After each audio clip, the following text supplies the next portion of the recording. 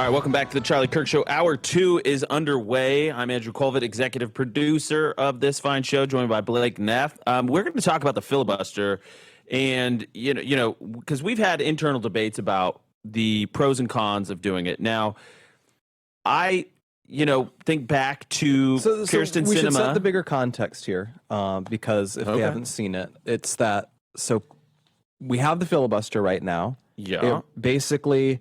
It's 60 what it is. threshold. What it is the filibuster is you only need 50 votes to pass a piece of legislation. 50 plus the vice president as a tiebreaker.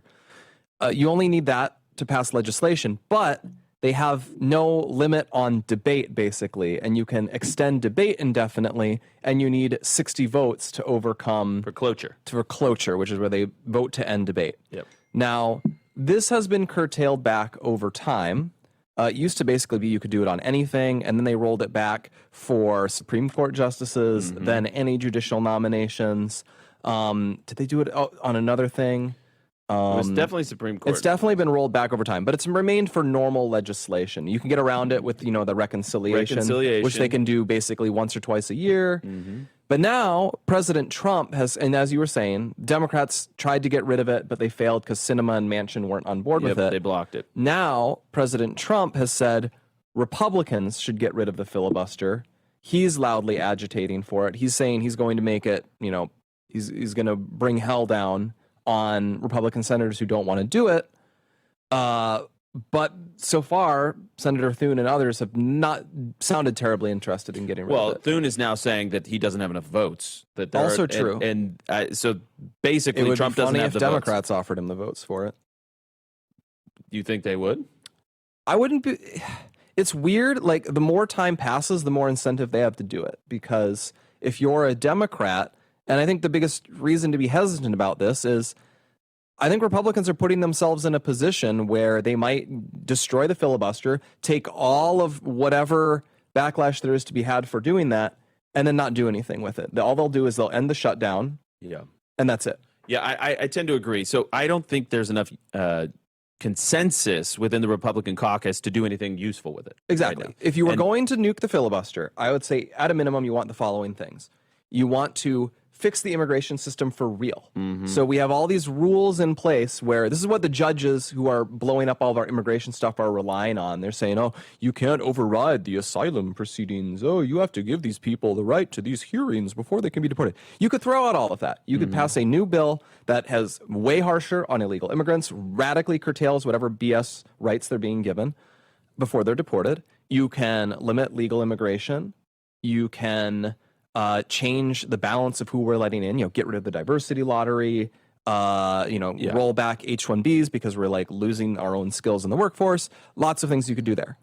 You could mess with the college cartel.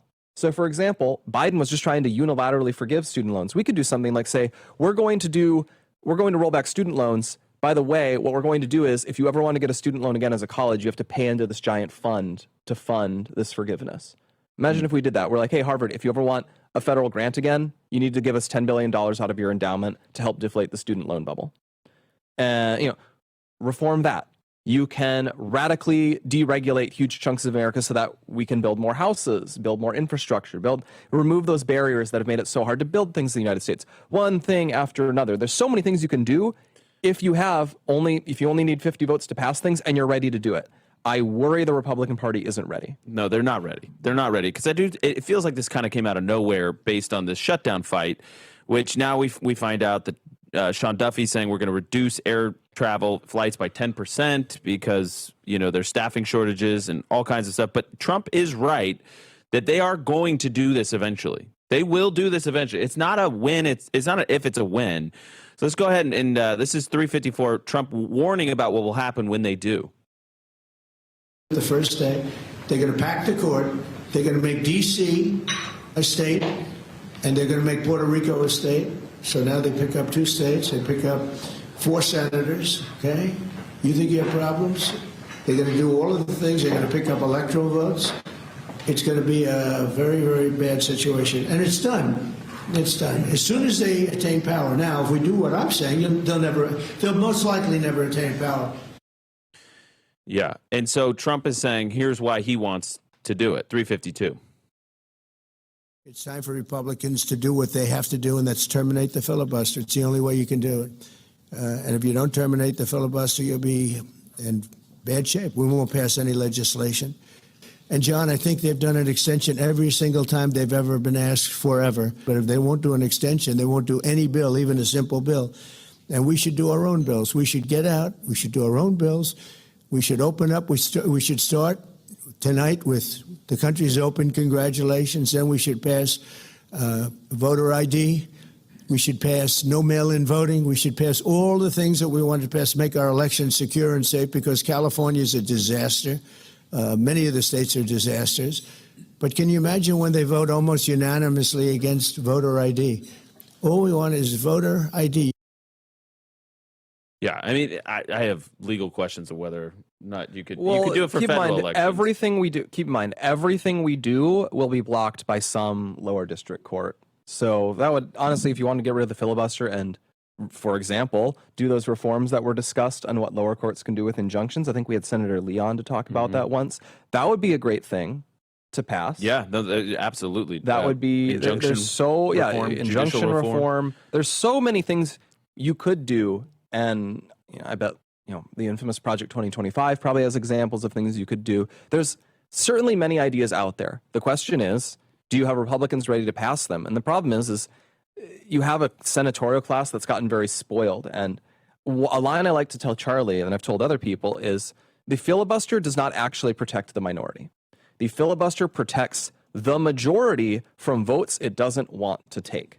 And Republicans are a masterclass of that, because a lot of Republicans, for example, don't want to reduce illegal immigration or legal immigration.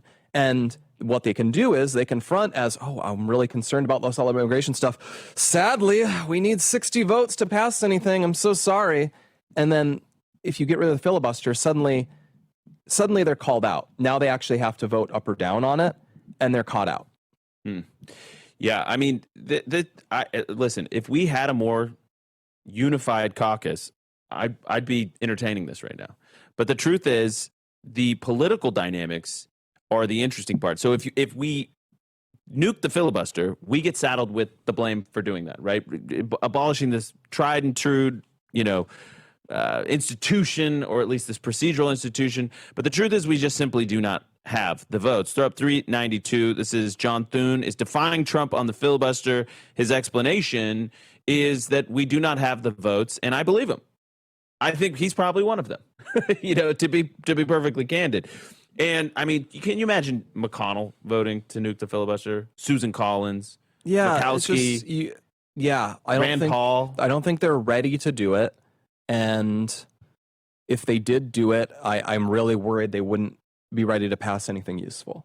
And he probably is right. Democrats probably will get rid of it the next time they're in power, but it will depend what is the nature of their majority, if it exists. And John it will probably maybe? it will also probably take them a little bit of time to do it. And as we're learning in these admins, the days and weeks that you have to actually pass things matter a lot. So if you want another example of how this party could be better, I think the House has been in recess for like 40 straight days or something like that. The House clearly just hates doing work. That could be a great bill to pass. What if we pressured them into passing a bill that said they actually have to work? Well, imagine getting them to pass that bill. I think this is another instance of Trump not being crazy, Trump just being early, and the party and the caucus is yet to catch up with him. I do tend to think that they are going to nuke the filibuster, and we are going to get up or down votes on Puerto Rico and D.C. becoming states. Maybe you get a John Fetterman that blocks it. Maybe you get some sane Democrats, but to stake your entire political and the fortune of the country on Democrat sanity, I think, is a losing formula. Which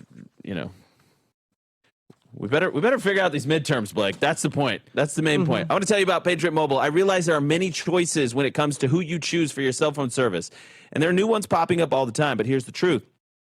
There's only one that boldly stands in the gap for every American that believes that freedom is worth fighting for, and that is Patriot Mobile. For more than 12 years, Patriot Mobile has been on the front lines fighting for our God-given rights and freedoms while also providing exceptional nationwide cell services with excuse me, with access to all 3 of the main networks. Don't just take my word for it. Ask the hundreds of thousands of Americans who made the switch and are now supporting causes they believe in.